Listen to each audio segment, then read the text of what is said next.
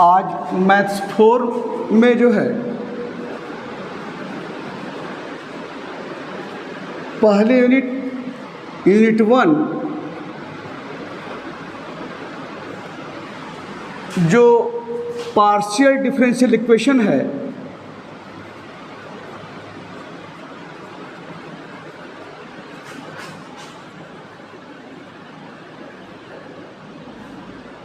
उसके बारे में हम चर्चा करेंगे। पार्शियल डिफरेंशियल इक्वेशन में कुछ नोटेशन हैं जो हर जगह दिखाई देते हैं। इसका क्या मतलब है जान लिया जाए। स्मॉल p जो होता है वह del Z upon del X के बराबर होता है। स्मॉल q जो है del Z upon del Y के बराबर होता है। स्मॉल r जो है del two Z upon del X square के बराबर होता है। स्मॉल s जो है del two Z upon del X del Y के बराबर होता है। और स्मॉल t जो है del two Z upon del Y. यह p q r s t जो स्मॉल है लेटर में है, इस तरह के नोटेशन आपको मिलेंगे और जिसका क्या मतलब है ये लिखा हुआ है। अब पार्शियल डिफरेंशियल इक्वेशन यूनिट 1 के अंतर्गत हम लोग जो है आज डिस्कस करेंगे linear partial differential equation of nth order with constant coefficient. इसके बारे में हम लोग डिस्कस करना है। तो चलिए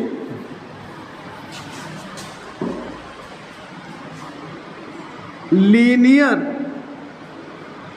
partial differential equation of nth order with constant coefficients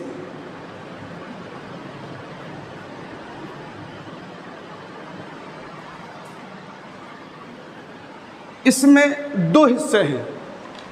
एक है linear homogeneous partial differential equation of nth order with constant coefficient और दूसरा क्या है नॉन होमोजीनियस या non linear homogeneous partial differential equation of nth order with constant coefficient. तो पहला इसमें जो है आपका है linear homogeneous partial differential equation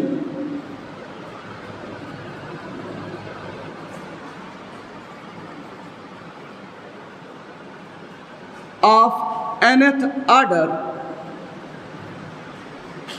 with constant coefficients.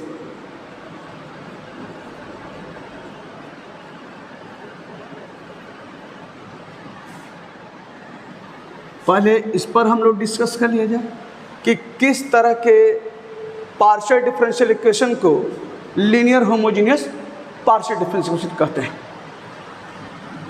N equation of the form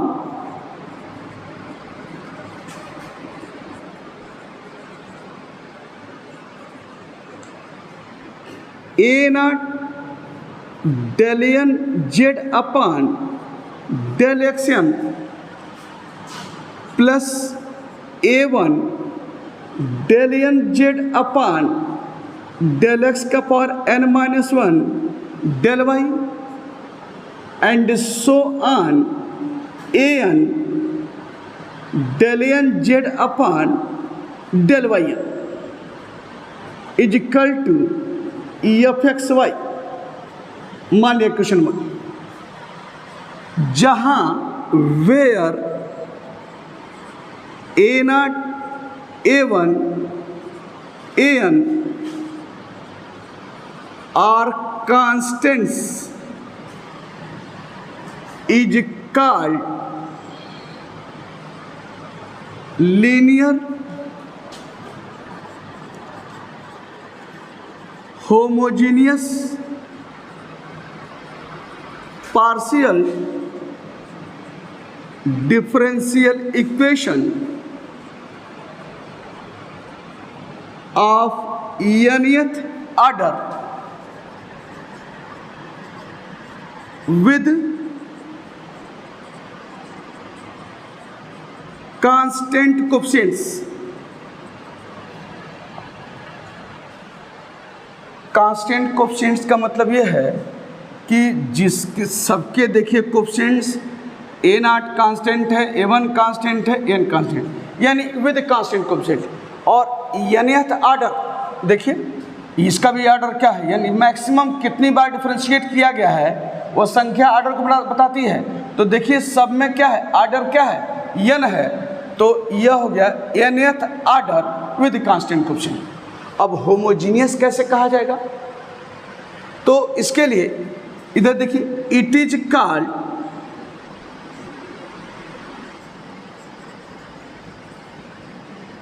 homogeneous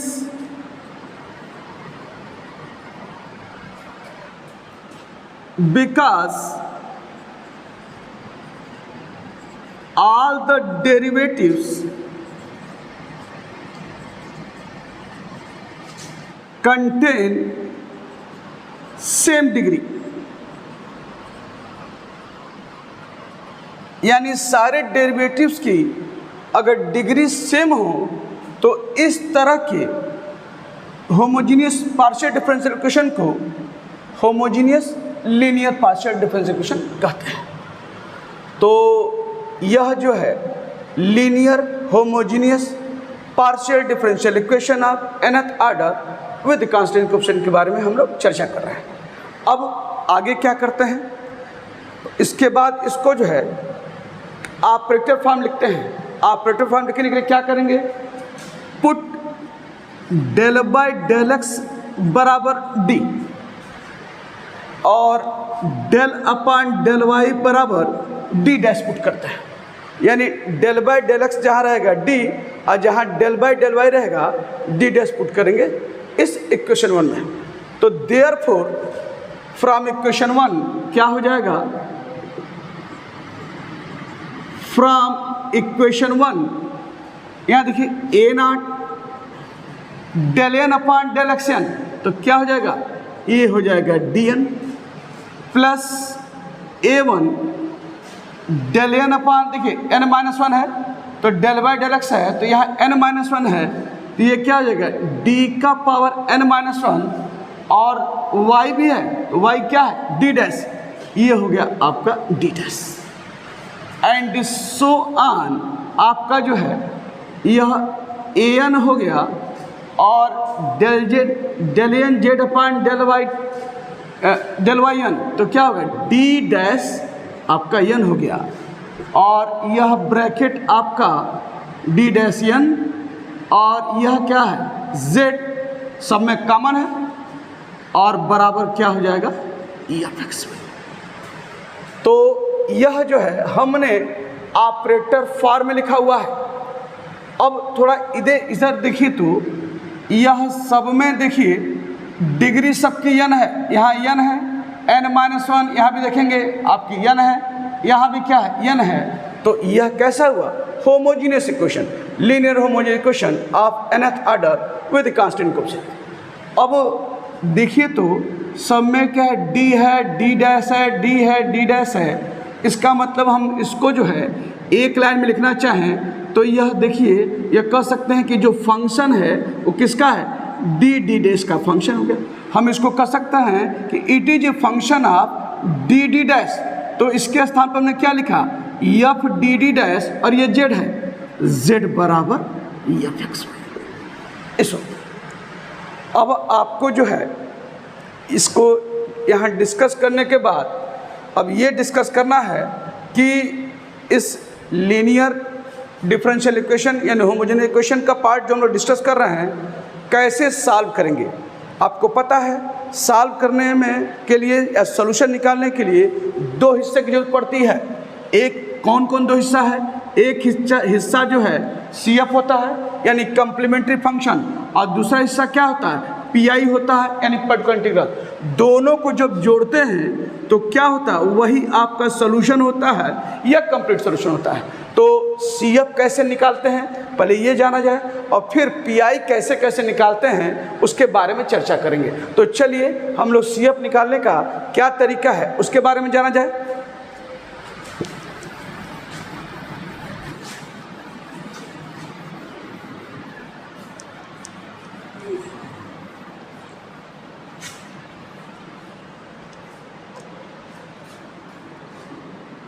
Method for finding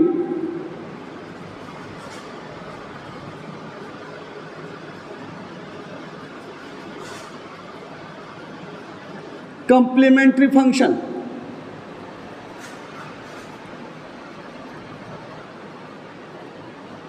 that is CF, SAT।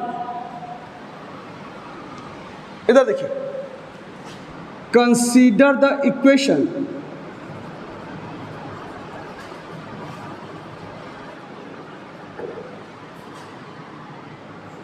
A naught del 2z upon del x square plus A1 del 2z upon del x del y और plus A2 del 2z upon del y square बराबर 0। कोई जो है इस तरह का जो है एक पार्शियल डिफरेंशियल इक्वेशन है, तो पहला काम जो है उसको क्या करते हैं, ऑपरेटर फॉर्म लिखते हैं। The given equation can B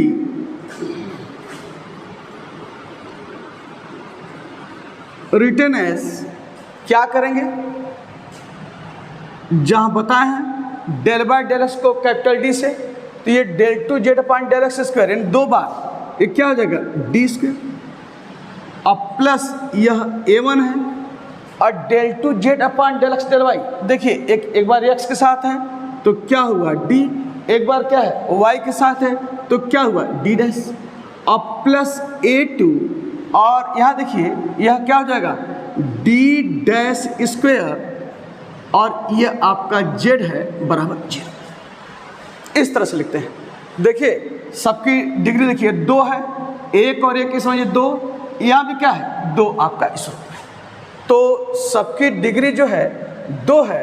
तो इस तरह का जो पार्शियल डिफरेंशियल इक्वेशन है वो होमोजीनियस लीनियर तो ही है, तो linear homogeneous partial differential equation और सारे कोएफिशिएंट क्या हैं कांस्टेंट हैं, तो it is linear homogeneous partial differential equation of second order with constant coefficient. अब यहाँ से कैसे प्रोसीड करते हैं, हमको ऑक्सिलरी इक्वेशन निकालना होता है। ऑक्सिलरी इक्वेशन के लिए क्या करते हैं, हर जगह जब ऑपरेटर फॉर्म में लिख लेते हैं तो क्या करते हैं, पुट d बराबर m पुट करते हैं और जहाँ d डैश है वहाँ आपका 1 पुट करते हैं।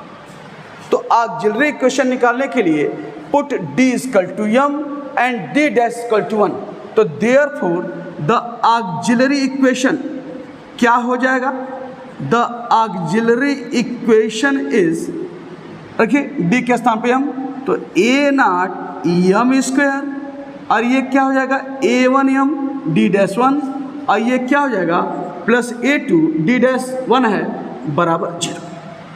तो यह आपका जो है यह एक इक्वेशन मिला जिसे कहते हैं ऑक्सिलरी इक्वेशन।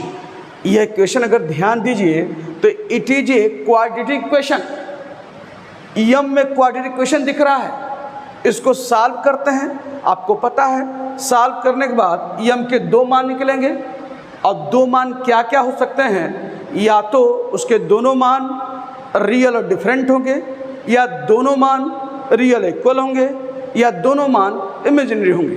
तो तीनों पर हम लोग केस पर चर्चा कर लेते हैं कि अगर इसके रूट्स अलग अलग हैं, रियल एंड डिफरेंट हैं, उस केस में CF क्या होगा। अगर इसके रूट्स जो हैं रियल और इक्वल हैं, उस केस में CF क्या होगा। और अगर उसके रूट्स इमेजिनरी हैं, उस केस में CF क्या होगा, हम लोग इस पर चर्चा करें। तो यहाँ पर केस नंबर 1 अगर हम लिखें यहाँ पर, case 1, if the roots are,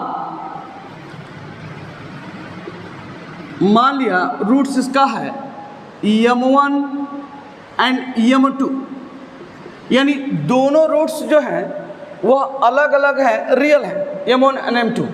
उस केस में देयरफॉर जो कम्प्लीमेंट्री फंक्शन लिखते हैं, और एक चीज़ डिस्कस आप पहले भी हो चुका है, आप पिछले सेमेस्टर में भी पढ़े होंगे, फर्स्ट सेमेस्टर में, यहाँ भी आप जानते हैं कि कोई भी सॉल्यूशन जब निकलता है तो दो हिस्सों CF से और PI से मिलकर बना होता है, और PI तभी निकलता है जब राइट हैंड साइड में कोई फंक्शन होता है। और अगर राइट हैंड साइड में कोई अगर फंक्शन नहीं है तो इसका मतलब क्या है, PI जो है उसका 0 है, यानी ये हो गया y बराबर CF प्लस PI।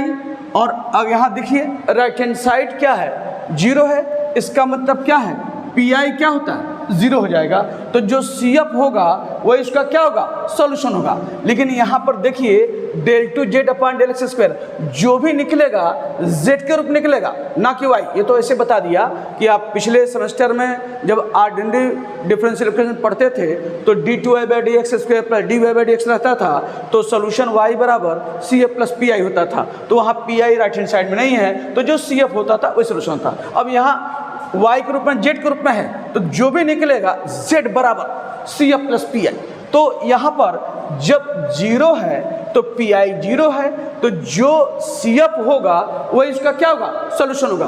तो अगर रूट्स इसके जो है m1 और m2 दोनों अलग अलग हैं, तो उस केस में क्या लिखते हैं, देयरफॉर द सॉल्यूशन। सॉल्यूशन क्यों लिखेंगे, क्योंकि राइट हैंड साइड 0 है, z बराबर। तो जो CF क्या लिखते हैं, रूट्स देखिए अलग अलग हैं, तो लिखते हैं क्या, f1 y प्लस m1x अब plus f2 y plus m2x। यह तरीका होता है CF लिखने का जब रूट्स जो है रियल और डिफरेंट हैं। अब अगर मान लिया कोई इस तरह का डिफरेंशियल इक्वेशन आपने सॉल्व किया, उसका ऑक्सिलरी इक्वेशन, अगर रूट्स उसके जो है मान लिया आ गए m = -2 और 3, ये आ गया। उस केस में अगर कहा जाए कि CF लिखिए तो क्या लिखेंगे, देयरफॉर z बराबर f1 y, और यहाँ माइनस है तो क्या -2x और प्लस f2 y, और ये क्या है 3x। इस तरह मान लिया कोई क्यूबिक इक्वेशन आ गया हमने, तो सॉल्व करेंगे तो m के 3 मान आएंगे। मान लिया 3 मान आ गए, m = -3 4 -5। अब उस केस में CF कैसे निकाला जाएगा, देखिए तीनों अलग अलग है, roots are real and different, यहाँ भी roots are real and different. तो उस केस में हम लोग CF जो सोल्यूशन के बराबर होगा, z बराबर क्या लिखेंगे, f1 y -3x अब plus f2 y plus 4x, यहाँ है देखिए, और प्लस क्या हो जाएगा f3 y -5x।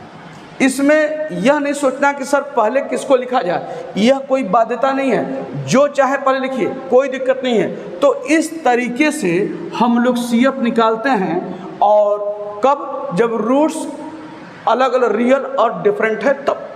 तो यह पहला केस हुआ जब दोनों रूट m1 और m2 हैं, तो हम CF कैसे निकालते हैं ये चर्चा की। अब दूसरा केस है, केस 2 की बात करें।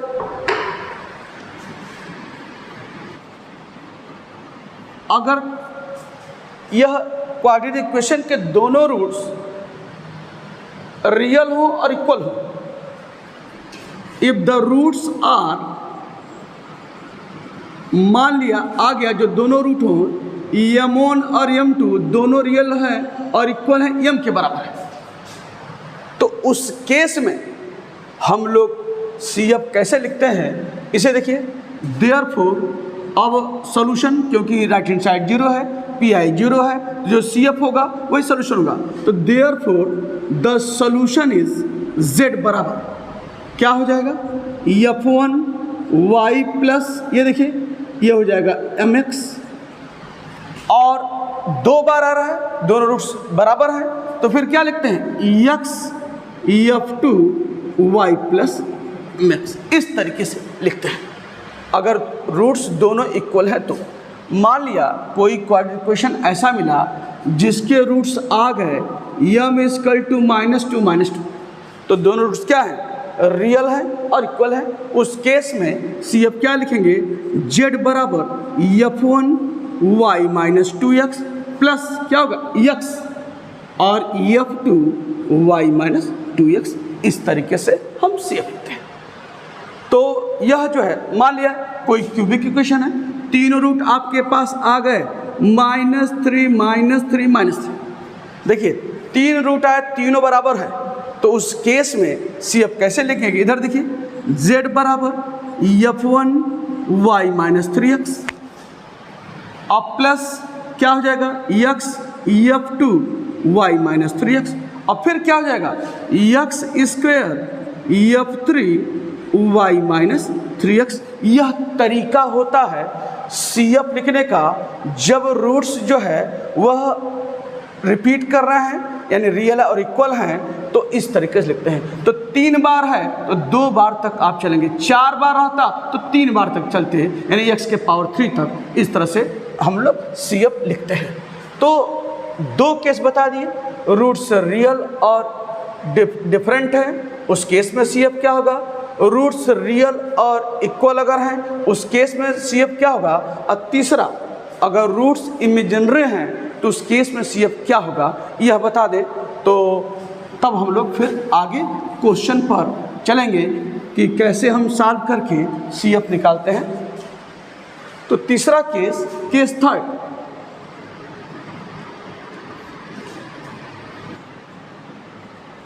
इफ द रूट्स आर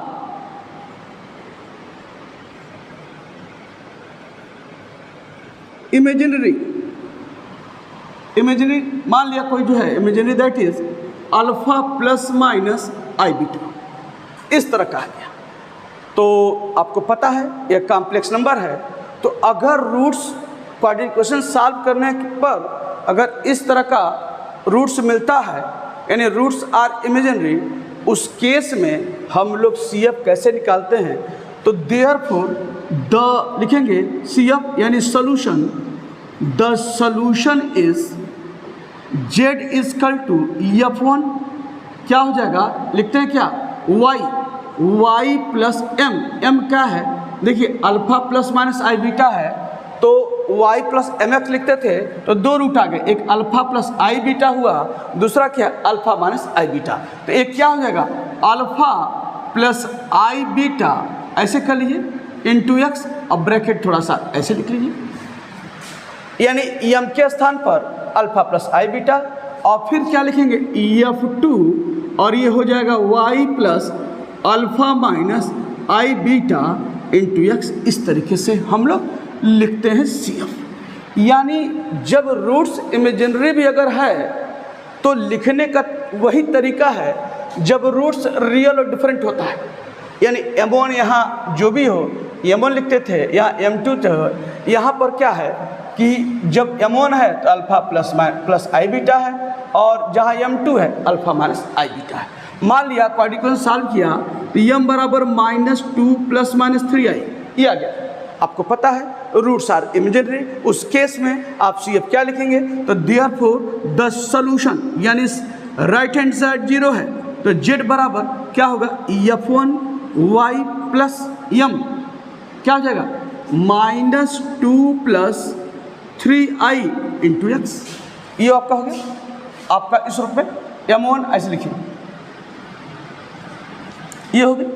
और दूसरा क्या होगा प्लस f2 y प्लस और -2 - 3i इंटू x। इस तरीके से हम लोग CF लिखते हैं यहाँ।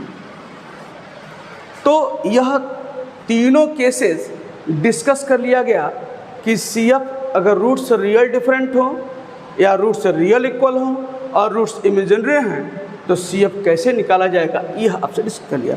आगे जब भी आप देखेंगे, जब PI पर चलेंगे यानी राइट हैंड साइड में कोई फंक्शन रहेगा तो वहाँ पर आप PI भी निकालेंगे, CF निकालेंगे, लेकिन आप PI के केसेस आपके अलग अलग दिखते जाएंगे, लेकिन एक चीज़ कॉमन होता है वो है कम्प्लीमेंट्री फंक्शन यानी CF।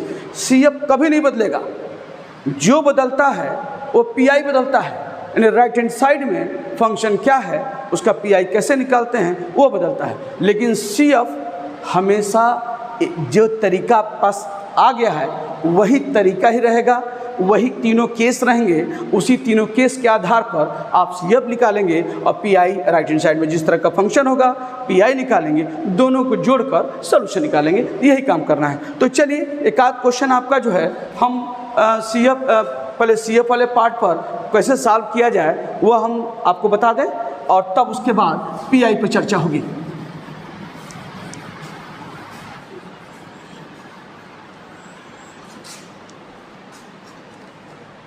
तो एक क्वेश्चन आप नोट कीजिए,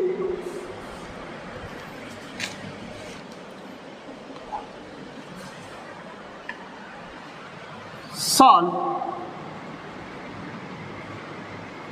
del 2z upon del x square minus 2 del 2z upon del x del y plus del 2z upon del y square बराबर 0। इधर देखिए राइट हैंड साइड 0 है तो पी आई 0 है, जो निकलेगा सी एफ निकलेगा। तो पहला काम कोई भी डिफरेंशियल इक्वेशन दिखाई दे तो पहला काम उसको ऑपरेटर फॉर्म लिखते हैं। तो क्या करेंगे, लिखिए द गिवन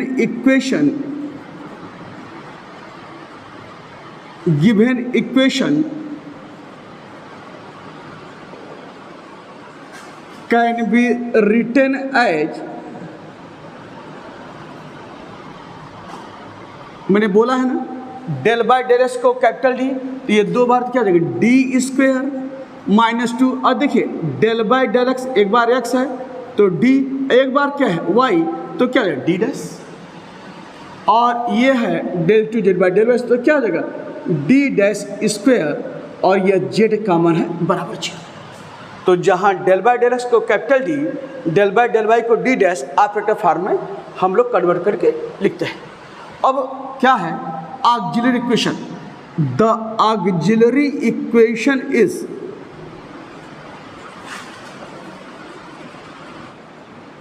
क्या बता है इसको निकालने के लिए ऑक्सिलरी इक्वेशन, जहाँ डी है वहाँ यम रखते हैं, जहाँ डी डैश है वहाँ 1 रखते हैं। तो क्या हो जाएगा यम स्क्वायर माइनस ये हो जाएगा आपका 2m डी डैश 1, और ये क्या हो जाएगा आपका डी डैश को 1 रखते हैं बराबर 0। तो यम स्क्वायर माइनस 2m प्लस 1 बराबर 0 आप कह सकते हैं। तो अगर हम लोग देखा जाए तो यह क्या है m माइनस 1 का होल स्क्वायर है, m माइनस 1 का होल स्क्वायर है।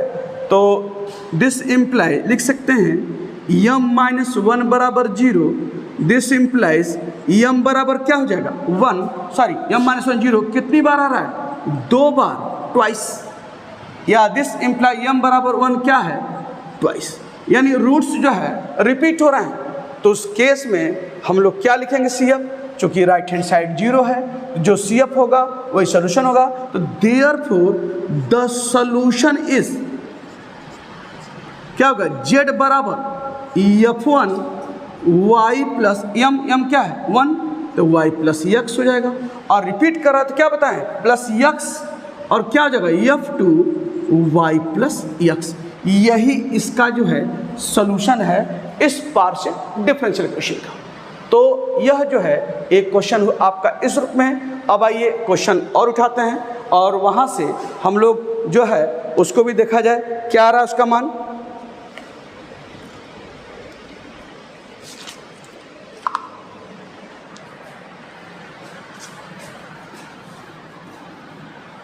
एक और ले लीजिए, सॉल्व del 2z अपॉन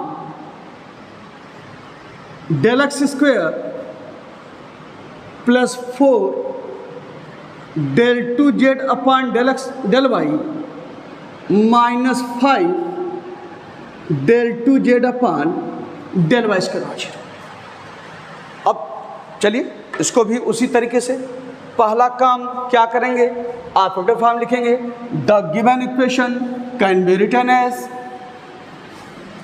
क्या होगा, जहाँ आपका डेल टू जेड बड़ा स्क्वायर है क्या करेंगे, यहाँ इसके लिखेंगे डी स्क्वायर, और ये क्या है 4, और ये क्या होगा डी इंटू क्या होगा डी डैश बताएं, और माइनस ये क्या है 5d डैश स्क्वायर, और ये है z बराबर 0। अब वही फिर auxiliary equation, the auxiliary equation is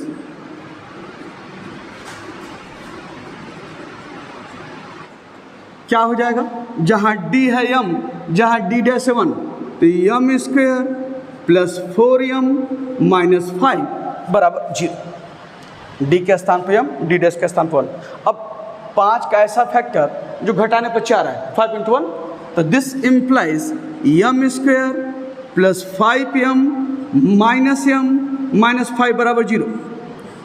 this implies m common ले लीजिए, m प्लस 5 माइनस 1 कॉमन लीजिए, m प्लस 5 बराबर 0, या दिस इम्प्लाइज ये आपके पास क्या आ गया m माइनस 1 m प्लस 5 बराबर 0। तो क्या आया m इक्वल टू 1 माइनस 5 आपका।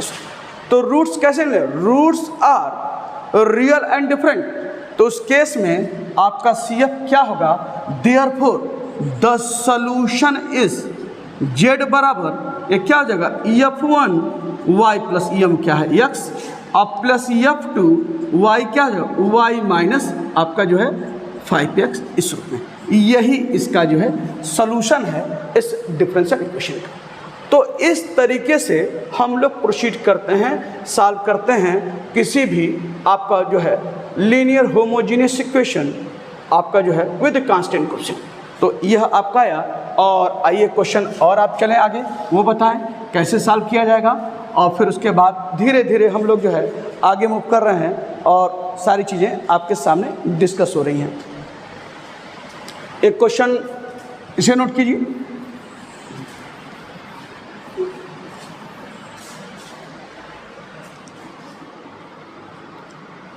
Solve del 4z upon del x4 minus del 4z upon del y4 equal to 0। Solve करना इस डिफरेंशियल इक्वेशन को, तो क्या करेंगे, द गिवन इक्वेशन लिखिए ऑपरेटिव फॉर्म में, the given equation can be written as क्या हो जाएगा d का पावर 4 माइनस d डैश का पावर 4 और z बराबर 0। देखिए सबके जो है डिग्री इक्वल हैं, और इसके बाद जो है आपको क्या करना है, ऑपरेटर फॉर्म लिखना है, द ऑपरेटर फॉर्म लिखिए, सॉरी ऑपरेटर फॉर्म लिखने के बाद auxiliary equation, the auxiliary equation is क्या करेंगे, जहां d है वहां m का पावर 4 और d डैश है 1 बराबर 0। तो m का पावर 4 माइनस 1 बराबर 0 है, कैसे फैक्टराइज किया जाएगा, इधर देखिए इसको ऐसे है, m का पावर 4 है तो m स्क्वायर का स्क्वायर ये हो गया, और ये 1 है तो 1 स्क्वायर कर लीजिए। तो a square minus B square क्या होता है, एक ब्रैकेट में a माइनस बी और दूसरे में क्या होगा a प्लस बी बराबर 0 आपके यहाँ। तो this implies m square minus 1 बराबर 0 एंड क्या हो जाएगा m स्क्वायर प्लस 1 बराबर 0।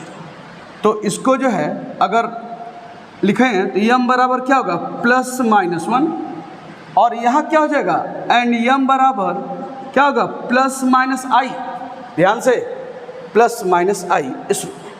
तो देयरफॉर अब देखिए इसके रूट्स आपके आ गए, तो क्या करेंगे, द सॉल्यूशन इज क्या हो जाएगा z बराबर, अब रूट्स देखिए रियल डिफरेंट है इसमें, और ये भी आपका क्या इमेजिनरी है, तो तरीका बिल्कुल वही है इमेजिनरी रूट का भी जो रियल डिफरेंट के लिए है। तो क्या लिखेंगे f1 y प्लस x, अगर 1 ले लें, फिर क्या हो जाएगा f2 y minus x minus 1 है, फिर क्या ले लेंगे f3 y और यहाँ क्या i x, और फिर क्या ले लेंगे f4 y माइनस ix।